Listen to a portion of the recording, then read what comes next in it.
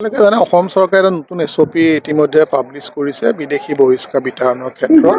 এতিয়া যিসকল মানে ফৰেনাৰ ট্ৰিবিউনেলৰ পৰা তেওঁলোকক ইতিমধ্যে বিদেশী বুলি তেওঁলোকক অৰ্ডাৰ দিছে, তেওঁলোকক ডিষ্ট্ৰিক্ট মেজিষ্ট্ৰেটে অৰ্ডাৰ দি পেলাই তেওঁলোকক বিতাৰ কৰাৰ ব্যৱস্থা কৰিব লাগে। আমাৰ জিলাত যোৱাকালি আমি দুজন আব্দুল লতিফ আৰু এজন অন্য ব্যক্তি এজনক আমি যোৱাকালি অৰ্ডাৰ আমি দিছোঁ। এতিয়া আমাৰ SSP তেওঁলোকক নি ডিটেনশ্যন কেম্পৰ পৰা নিয়ম অনুসৰি তেওঁলোকক বাহিৰলৈ পঠিওৱাৰ ব্যৱস্থা ল'ব।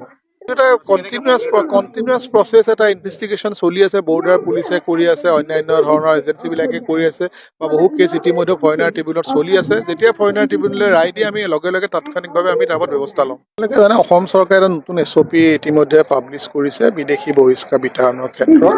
এতিয়া যিসকল মানে ফৰেনাৰ ট্ৰিবিউনেলৰ পৰা তেওঁলোকক ইতিমধ্যে বিদেশী বুলি তেওঁলোকক অৰ্ডাৰ দিছে, তেওঁলোকক ডিষ্ট্ৰিক্ট মেজিষ্ট্ৰেটে অৰ্ডাৰ দি পেলাই তেওঁলোকক বিতাৰ কৰাৰ ব্যৱস্থা কৰিব লাগে। আমাৰ জিলাত যোৱাকালি আমি দুজন আব্দুল লতিফ আৰু এজন অন্য ব্যক্তি এজনক আমি যোৱাকালি অৰ্ডাৰ আমি দিছোঁ। এতিয়া আমাৰ SSP তেওঁলোকক নি ডিটেনশ্যন কেম্পৰ পৰা নিয়ম অনুসৰি তেওঁলোকক বাহিৰলৈ পঠিওৱাৰ ব্যৱস্থা ল'ব। এটা কণ্টিনিউৱাছ প্ৰচেছ এটা ইনভেষ্টিগেশ্যন চলি আছে, বৰ্ডাৰ পুলিচে কৰি আছে, অন্যান্য ধৰণৰ এজেঞ্চিবিলাকে কৰি আছে বা বহু কেছ ইতিমধ্যে ফৰেনাৰ ট্ৰিবিউনেলত চলি আছে। যেতিয়া ফৰেনাৰ ট্ৰিবিউনেলে ৰায় দিয়ে আমি লগে লগে তাৎক্ষণিকভাৱে আমি তাৰ ওপৰত ব্যৱস্থা ল'ম।